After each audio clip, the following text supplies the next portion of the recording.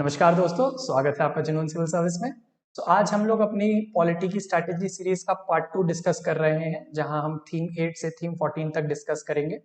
इसके पहले हमने पार्ट 1 में थीम 1 से थीम 7 तक डिस्कस कर लिया है, जिसके अंदर हमने ट्रेंड देखे हैं कि कौन से इन थीम्स में से कौन से हमें क्या ट्रेंड रहा है पिछले 16 सालों में। तो अगर आपने वो वीडियो नहीं देखा है तो उसको ज़रूर देखिए, और उसका लिंक मैं डिस्क्रिप्शन में दे दूंगा। तो चलिए आज का वीडियो हम लोग शुरू करते हैं।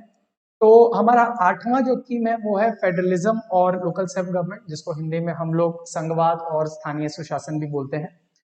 तो ये टॉपिक बहुत ही इंपॉर्टेंट है, ये दोनों थीम बहुत इंपॉर्टेंट है हमारे लिए। इसमें हम देखते हैं कि बहुत रिसेंट हर ऑल्टरनेट ईयर, हर दूसरे साल में क्वेश्चंस आते हैं इससे। इवन अगर हम अभी प्रेजेंट सिचुएशन भी देखें तो जो कोविड 19 का सिचुएशन चल रहा है, तो जहां हमारी केंद्रीय सरकार और राज्य सरकारों के बीच में काफी एक प्रॉब्लम आ रही है वैक्सीन से को रिलेटेड और भी बहुत सारी चीजों से रिलेटेड, जहां पे काम ठीक से नहीं हो पा रहा है, एक समन्वय नहीं बन पा रहा है। तो ये कोविड 19 से रिलेटेड जो प्रेजेंट सिचुएशन में, अगर हम करंट के सिचुएशन में देखें तो भी फेडरलिज्म एक बहुत इंपॉर्टेंट टॉपिक बन जाता है हमारे करंट कंटेक्स्ट में। तो ये एक इंपॉर्टेंट टॉपिक है। इवन अगर हम फार्मर प्रोटेस्ट की भी बात करें तो वहां पे भी जो बिल्स आए हैं उसको लेके भी फेडरलिज्म एक इंपॉर्टेंट फीचर बन जाता है। तो ये एक बहुत इंपॉर्टेंट टॉपिक है, इसको आपको जरूर प्रिपेयर करना चाहिए। इससे हर ऑल्टरनेट साल क्वेश्चंस आ जाते हैं बीपीएससी में, और जैसा कि हम जानते हैं कि हमें तीन क्वेश्चन अटेम्प्ट करने हैं 4 में से। तो जैसा कि हम पहले देख ही चुके हैं कि इलेक्शन से एक क्वेश्चन हो जाता है, और हमारे जो पहले basics of the Indian constitution है, यानी भारतीय संविधान की मूल बातों में जो हम लोग मौलिक अधिकार, मौलिक कर्तव्य, प्रस्तावना और राज्य के नीति निर्देशक तत्व यानी DPSP, fundamental rights, duties and preamble, तो इससे रिलेटेड हमने देख ही लिया था कि एक क्वेश्चन उससे और एक क्वेश्चन इलेक्शन वाले से, 7 थीम से आ जाता है।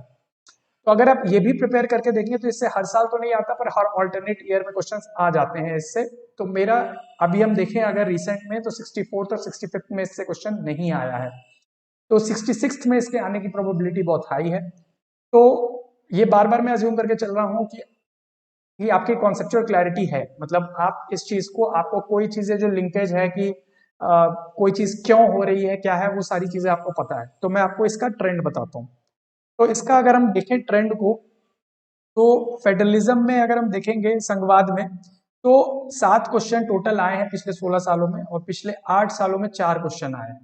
आने वाले वीडियोस में हम लोग इन डेप्थ जाएंगे सारे टॉपिक वाइज, सारे क्वेश्चंस के अंदर, जिसके अंदर हम ये देखेंगे कि किस तरीके से क्वेश्चंस आ रहे हैं, किस जगह पे फोकस करना चाहिए, किस जगहों से आंसर कैसे लिखना चाहिए, किस तरीके से फ्रेम करना चाहिए, वो सब हम ब्रॉडली सब कुछ मोटा मोटा दिखेंगे, ताकि आपको एक आइडिया लग सके। यहाँ हम एक ट्रेंड दिख रहे हैं कि कौन कौन से टॉपिक हमें 4 में से 3 कैसे अटेम्प्ट कर रहे हैं, कहाँ पे मेजर फोकस होना चाहिए। यहाँ हम लोग इन 2 वीडियोस में, पार्ट 1 और पार्ट 2 में, ये समझने की कोशिश कर रहे हैं। तो यहाँ पे अगर हम देखें तो ये बहुत ही इंपॉर्टेंट, एक अधिक से बहुत अधिक इंपॉर्टेंस का ये टॉपिक है फेडरलिज्म। इसको आपको जरूर तैयार करना चाहिए। जहां तक अगर हम स्थानीय सुशासन की बात करें, लोकल सेल्फ गवर्नमेंट की बात करें, तो ये पिछले 16 सालों में से 4 क्वेश्चन ही आए हैं। तो और उसमें भी देखेंगे अगर हम, पिछले 8 सालों में सिर्फ एक क्वेश्चन आया है। तो इवन दो ये ज्यादा इंपॉर्टेंट नहीं है, और उसके पहले 8 सालों में 3 क्वेश्चन आए थे, तो मेजोरिटी इसके जो क्वेश्चन आए हैं ये काफी पहले आए हैं, मतलब 47 बीपीएससी से पहले आए हैं मेजोरिटी क्वेश्चन इसके, जो 3 है। 75% क्वेश्चन अगर देखें हम, तीन चार, मतलब 3 क्वेश्चन 4 में से। तो ये उतना इंपॉर्टेंट तो नहीं है अगर हम देखें रिसेंट ईयर्स में, लेकिन अगेन जैसा मैंने बोला था लास्ट वीडियो में भी, हमें कोई चीज छोड़ के नहीं जानी है। हमारा टारगेट हर बार यही होना चाहिए कि हमें ये 14 थीम अगर हम प्रिपेयर कर लें, और हमें पता है कि भाई हमारे पास 6 मोटे मोटे थीम है, जैसे मूल भारतीय संविधान की मूल बातें, इससे अगर हम पूरा 3 थीम कर लेंगे तो एक क्वेश्चन हो जाएगा। इलेक्शन एंड एसोसिएटेड इशू, चुनावी और संबंधित मुद्दे कर लेंगे तो उससे एक क्वेश्चन हो जाएगा। तो इस तरीके से अगर हम अपना एफर्ट को डिवाइड कर लें, फोकस को चैनलाइज कर लें, तो हमारे लिए चीजें बहुत आसान हो जाती हैं। तो उसी तरीके से हम ये टॉपिक भी देखते हैं। तो इससे हर साल क्वेश्चन नहीं आता है, बट इस साल आने की इसकी अच्छी प्रोबेबिलिटी है संघवाद से क्वेश्चन आने की। तो इसको आप जरूर प्रिपेयर कीजिए। सारे अगर टॉपिक्स आपके प्रिपेयर्ड रहेंगे, एक स्टैंडर्ड आंसर प्रिपेयर रहेगा, तो आप इजीली 75+ मार्क्स स्कोर करके बीपीएससी में अच्छा रैंक लाके पास हो सकते हैं। तो इस टॉपिक को आप जरूर देखिएगा। अब अगर आते हैं हम यूनियन एंड स्टेट एग्जीक्यूटिव पे, जिसको हम कहते हैं संघ और राज्य कार्यकारिणी, तो ये भी एक बहुत इंपॉर्टेंट टॉपिक है। अब जैसा कि हम जानते हैं कि एग्जीक्यूटिव कौन होता है, एग्जीक्यूटिव जैसे कि अगर हम केंद्र सरकार, केंद्रीय लेवल पे देखें, सेंट्रल लेवल पे देखें, तो हमारे होते हैं प्रेसिडेंट और प्राइम मिनिस्टर, जिसको हम प्रधानमंत्री और अपने राष्ट्रपति बोलते हैं। बीपीएससी में हम देखते हैं कि ये जो सेंट्रल वाला पार्ट है ये इतना इंपॉर्टेंट नहीं है। इससे अगर हम देखें क्वेश्चन ज्यादा नहीं आ रहे हैं, लेकिन जो हमारे गवर्नर और चीफ मिनिस्टर होते हैं तो वो एक बहुत इंपॉर्टेंट पार्ट है, यानी कि राज्यपाल और मुख्यमंत्री वाला जो टॉपिक है ये हमारे लिए बीपीएससी के अंदर बहुत इंपॉर्टेंट हो जाता है। इससे ऑलमोस्ट हर साल एक क्वेश्चन आ जाता है। तो अगेन ये एग्जीक्यूटिव वाला जो टॉपिक है, कार्यपालिका व कार्यकारिणी वाला जो टॉपिक है, ये हमारे लिए बहुत ही जरूरी हो जाता है। तो इसको आप जरूर प्रिपेयर कीजिए। गवर्नर तो जानते ही हैं बहुत इंपॉर्टेंट टॉपिक है, हर साल एक क्वेश्चन आ जाता है बीपीएससी में। तो अगर हम ट्रेंड पे चलें तो राज्यपाल और मुख्यमंत्री से टोटल 6 क्वेश्चन आए हैं। इसमें भी मेजोरिटी क्वेश्चन राज्यपाल के, मुख्यमंत्री से सिर्फ एक क्वेश्चन आया है। बट अगेन कोई भी टॉपिक छोड़ के नहीं जाना है, प्रिपेयर सब करके जाना है, क्योंकि कुछ भी आ सकता है। और जब हमें पता ही है कि एक थीम के अंदर ज्यादा, मैं आपको फोकस एरिया भी बताऊंगा उसके अंदर, क्योंकि चीफ मिनिस्टर एक या गवर्नर एक बहुत बड़ा टॉपिक है, मैं कैसे क्या करना है वो सब हम आगे डिस्कस करेंगे। तो आप इसको भी जरूर प्रिपेयर कीजिए, मुख्यमंत्री वाले टॉपिक को भी, क्योंकि उससे भी क्वेश्चंस आ सकते हैं। क्या कॉन्सेप्ट होगा, क्या होगा, वो हम आगे देखेंगे। तो अगर हम देखें पिछले 8 सालों में 3 क्वेश्चन आए हैं और 50-50 रहा है। उसके भी पहले भी 8 सालों में 3 क्वेश्चन आए हैं। तो अगेन ये गवर्नर तो बहुत ही इंपॉर्टेंट टॉपिक है। अगेन बिल्कुल प्रिपेयर करके रखिए, स्टैंडर्ड आंसर आए तो बिल्कुल आप इसको पहले से प्रिपेयर रहेगा तो आपका बिल्कुल आपका समय भी बचता है, आपका प्रेजेंटेशन भी अच्छा होता है आंसर का, तो आपके अच्छे नंबर आने की प्रोबेबिलिटी जो है जो वो बहुत बढ़ जाती है। तो आप इसको जरूर कीजिए। अगर हम राष्ट्रपति देखें तो अगेन सिर्फ एक ही क्वेश्चन आया है, वो भी बहुत पहले आया है, तो ये उतना इंपॉर्टेंट तो नहीं है। जैसा कि मैंने बोला था कि प्रधानमंत्री और राष्ट्रपति वाले टॉपिक से नहीं आ रहे हैं क्वेश्चन, प्रधानमंत्री से तो कोई भी क्वेश्चन नहीं आया है, राष्ट्रपति से एक क्वेश्चन आया है, वो भी बहुत पहले आया है। तो अगेन प्रिपेयर करेंगे, लेकिन थोड़ा प्रायोरिटी लिस्ट में जो है पहले हम नहीं करेंगे, जब हमारी सब इंपॉर्टेंट चीजें हो जाएंगी तब करेंगे। तो ये था हमारा एग्जीक्यूटिव वाला जो टॉपिक था, कार्यपालिका वाला। तो अगर हम अपने दूसरे टॉपिक पे चले, थीम पे चले, तो ये हमारा है संघ विधायिका, जिसको हम यूनियन लेजिस्लेचर बोलते हैं। अगेन बहुत इंपॉर्टेंट थीम है। जैसे कि हमारे जो ऑर्गन्स ऑफ द गवर्नमेंट होते हैं, जिसको हम लोग एग्जीक्यूटिव, लेजिस्लेचर और जुडिशरी बोलते हैं, यानी कार्यपालिका, विधायिका और न्यायपालिका, ये इसके अंदर जो सेपरेशन ऑफ पावर्स होता है, मतलब कि जो विभाजन होता है शक्तियों का, ये क्योंकि सेंट्रल गवर्नमेंट, सेंट्रल लेवल पे भी ये तीनों ऑर्गन होते हैं और स्टेट लेवल पे भी तीनों ऑर्गन होते हैं, उसी को समन्वय को, फेडरलिज्म को, जो इनके जो पावर कॉन्स्टिट्यूशन ने हमें डिवाइड किए हैं, तो ये तीनों लेवल पे हैं।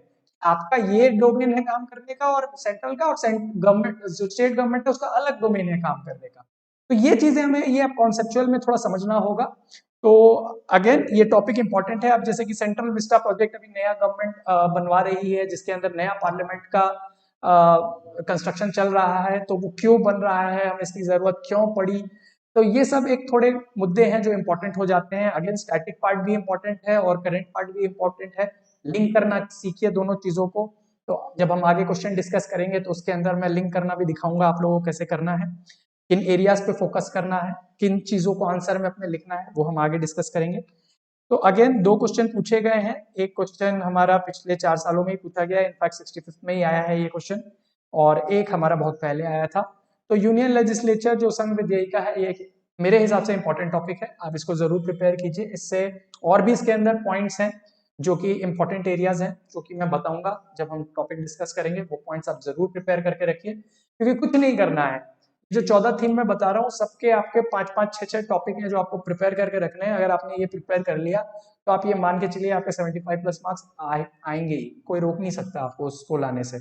तो आपको ये प्लीज आप इसको फॉलो कीजिए और आपको बहुत हेल्प मिलेगी। अगर आप सही मायने में चाहते हैं कि आपके 200 प्लस मार्क्स आए तो आप इन चीजों को कीजिए, और मेरे हिसाब से आपको इसका फायदा जरूर मिलेगा। तो अगर हम देखें अगला टॉपिक जो ऑर्गन ऑफ द गवर्नमेंट में होता है हमारा तीसरा, वो होता है न्यायपालिका, जिसको जुडिशरी बोलते हैं।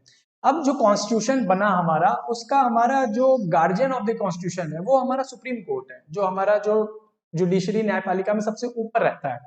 तो हमारे लोगों से ही वो चीजें बनी हैं, तो लोगों के लिए है, हमारे फंडामेंटल जो मौलिक अधिकार है उसके जो प्रोटेक्शन करता है वो हमारी न्यायपालिका करती है। क्योंकि जो गवर्नमेंट होती है वो बहुत बार आपको आपके राइट्स को छीन सकती है, बट हमारी जो ये न्यायपालिका ही है ये जो हमें बचाती है उन सब चीजों से, जो कॉन्स्टिट्यूशन के बेसिक फीचर्स को प्रोटेक्ट करके रखती है। तो आपको ये चीजें समझनी है, ये लिंकेज जरूर समझना है कि ये जो थीम बनाई है ये हमने अपने आसानी के लिए बनाई है, जो मैंने अपने साइंस एंड टेक्नोलॉजी वाले में भी बोला था, बट ये जो लिंकेज है, जैसे कि central government, state government, executive, legislature, judiciary, federal government, unitary government, इसका क्या कॉन्सेप्ट है, फंडामेंटल राइट कहाँ पे आ रहा है, प्रियम्बल कहाँ पे आ रहा है, ये मैं आपको कहूँ तो ये सब चीज लिंक्ड है, एक पिक्चर में आप बता सकते हैं इन सब चीजों को।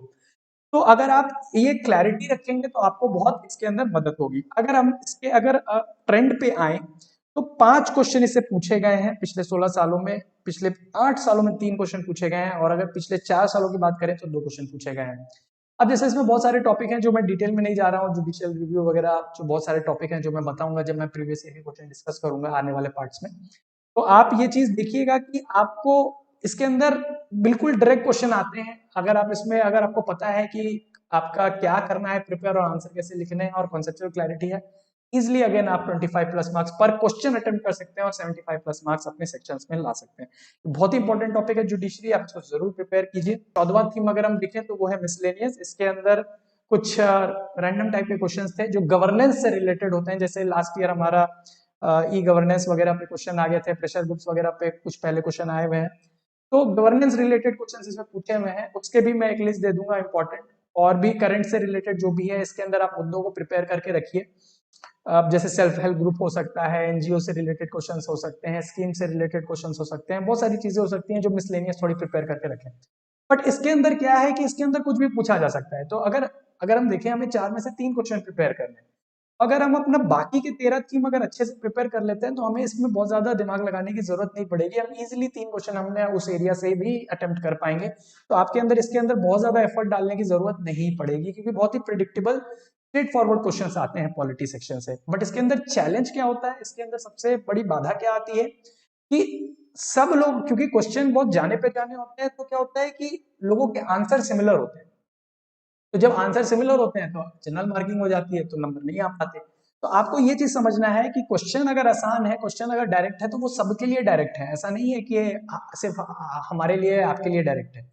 तो जितना क्वेश्चन डिफिकल्ट होगा उतना आपके लिए बेटर होता है, क्योंकि अगर आपकी अंडरस्टैंडिंग है, आपने मेहनत की है, तो आपको ये मनाना चाहिए कि क्वेश्चन भारी आए, क्योंकि अगर क्वेश्चन भारी आएगा तो आप इजीली जो है भीड़ से अलग हो जाएंगे। आपकी क्योंकि तैयारी अच्छी है, आप सब चीज प्रिपेयर करके गए, लेकिन अब इसके अंदर चैलेंज ये आ जाता है कि क्वेश्चन इजी आते हैं। तो क्वेश्चन इजी आते हैं तो सबको पता होता है उसका आंसर, तो क्या होता है कि फिर एवरेज मार्किंग होने लगती है। तो इसलिए हम देखेंगे कि कैसे कॉन्सेप्चुअल क्लैरिटी रख के, कैसे लिंकेज बढ़ा के, कैसे एग्जांपल्स डाल के हम अपने आंसर्स को अलग बना सकते हैं। तो लेकिन सबसे पहली जो रिक्वायरमेंट है, अगेन मैं वही कह रहा हूँ बार बार, कि आपकी क्लैरिटी जरूर होनी चाहिए। मैं बार बार इस चीज को बोल रहा हूँ, क्योंकि अगर आपके कॉन्सेप्ट की क्लैरिटी नहीं है, अगर आपका दिमाग में सफाई नहीं है कि आप समझ नहीं पा रहे हैं कोई चीज क्यों आई, क्या तो सबको पता होता है कि जैसे लक्ष्मीकांत की बुक, 99% स्टूडेंट लक्ष्मीकांत की बुक फॉलो करते हैं, तो उसके अंदर क्या तो बहुत अच्छा दिया हुआ है, व्हाट जिसको हम बोलते हैं, बट क्यों का जवाब उसके अंदर बहुत कम जगह दिया हुआ है। तो आपको ये क्यों का जवाब जरूर पता होना चाहिए कि ये क्यों हो रही है चीजें, क्योंकि यही सबसे इंपॉर्टेंट चीज होती है। तो ये था हमारा 14 थीम जो कि हमने देखा इसके अंदर। अब हम आगे, जब हम अपने पार्ट 3 से आगे बढ़ेंगे, तो हम टॉपिक वाइज सारे क्वेश्चंस को देखेंगे कि कैसे उनके अंदर किस एरिया पे फोकस करना है, कैसे क्वेश्चन पूछे गए हैं प्रीवियस में, और क्या क्वेश्चन आ सकते हैं। उसके अंदर हम ये भी देखेंगे कि किन किन पार्ट्स से आप, रिसोर्सेज से आप पढ़ सकते हैं, क्या क्या आपको आंसर राइटिंग में करना चाहिए। ये सारी चीजें हम शॉर्ट में जल्दी जल्दी देखेंगे, ताकि आपका ज्यादा समय भी ना लगे और आपको एक आइडिया भी लग जाए कि कैसे प्रिपरेशन करनी है। क्योंकि सिर्फ बुक से काम नहीं चलेगा। अगर आप सिर्फ लक्ष्मीकांत पढ़ रहे हैं तो फिर आप में और बाकी लोगों में क्या डिफरेंस रहेगा। तो आपका आंसर अलग बनाने के लिए आपका प्रेजेंटेशन और कंटेंट अलग होना चाहिए, आपके एग्जांपल्स और केस स्टडीज रिफ्लेक्ट होनी चाहिए आपके आंसर्स में, और अंडरस्टैंडिंग तो खैर होनी ही चाहिए।